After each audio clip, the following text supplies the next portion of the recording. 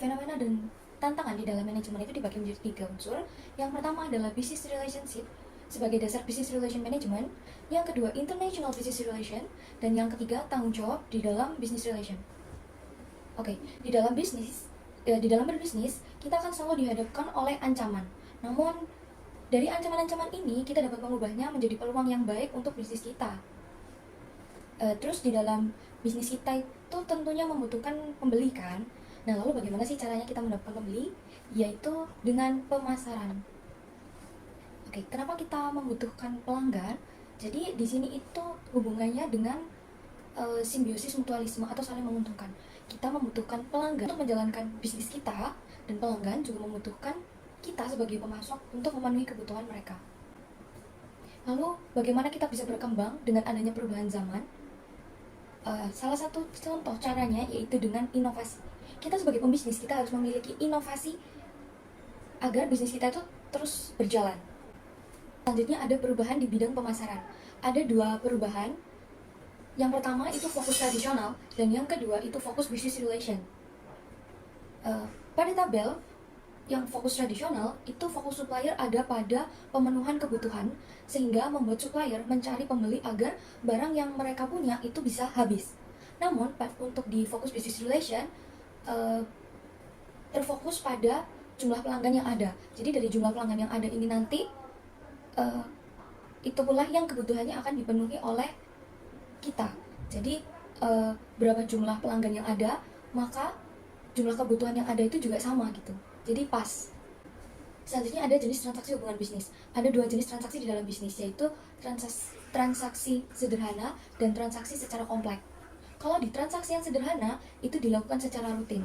Namun di transaksi yang kompleks itu berjangka panjang.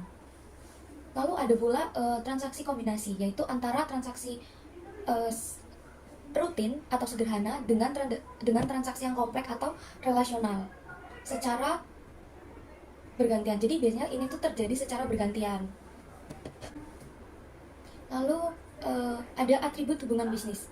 Yang pertama itu isolasi transaction, yaitu pelanggan akan datang kembali jika merasakan manfaat dari kita sebagai pemasok.